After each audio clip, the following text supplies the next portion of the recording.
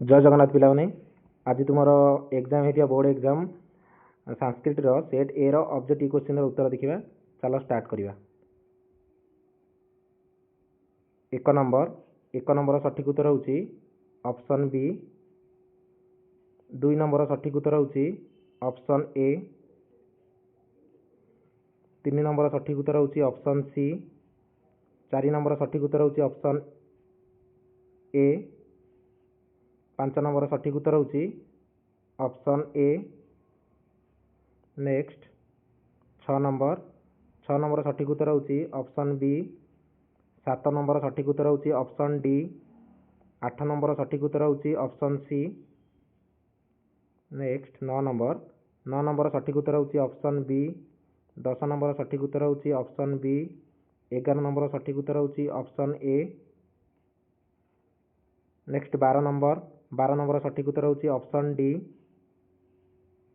13 number सठिक उत्तर होची option A. 14 number सठिक उत्तर होची ऑप्शन डी।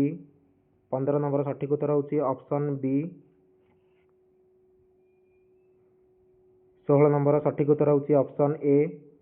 17 नंबर सठिक उत्तर होची ऑप्शन बी। 18 नंबर सठिक उत्तर होची ऑप्शन सी। 19 नंबर सठिक उत्तर होची ऑप्शन सी। 20 नंबर सठिक उत्तर होची ऑप्शन सी। 21 नंबर सठिक उत्तर होची ऑप्शन सी। 22 नंबर सठिक उत्तर होची ऑप्शन बी। 23 नंबर सठिक उत्तर होची ऑप्शन ए। 24 नंबर सठिक उत्तर होची ऑप्शन बी। 25 नंबर सठिक उत्तर होची ऑप्शन सी। 26 नंबर सठिक उत्तर होची ऑप्शन बी। 27 नंबर सठिक उत्तर होची ऑप्शन ए। 28 नंबर सठिक उत्तर होची ऑप्शन सी। 29 नंबर सठिक उत्तर होची ऑप्शन बी। 30 नंबर सठिक उत्तर होची ऑप्शन सी। 31 नंबर सठिक उत्तर होची ऑप्शन ए। 32 नंबर सठिक उत्तर होची ऑप्शन बी। 33 नंबर सठिक उत्तर होची ऑप्शन ए। 34 नंबर सठिक उत्तर होची ऑप्शन बी। 35 नंबर सठिक उत्तर होची ऑप्शन बी। 36 नंबर सठिक उत्तर होची ऑप्शन ए। 37 नंबर सठिक उत्तर होची ऑप्शन बी। 38 नंबर सठिक उत्तर होची ऑप्शन बी। नेक्स्ट 39 नंबर सठिक उत्तर होची ऑप्शन डी। 40 नंबर सठिक उत्तर होची ऑप्शन ए। 41 नंबर सठिक उत्तर होची ऑप्शन डी। 42 नंबर सठिक उत्तर होची ऑप्शन ए।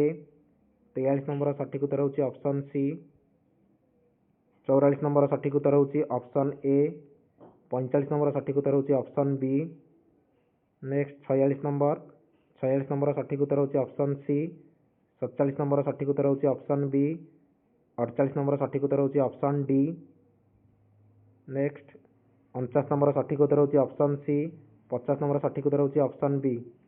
ये तुम 50टा क्वेश्चन सरी जाऊँगी। कहार केतेटा ठीक है मत कमेंट बॉक्स में निश्चित भाव में जनइब।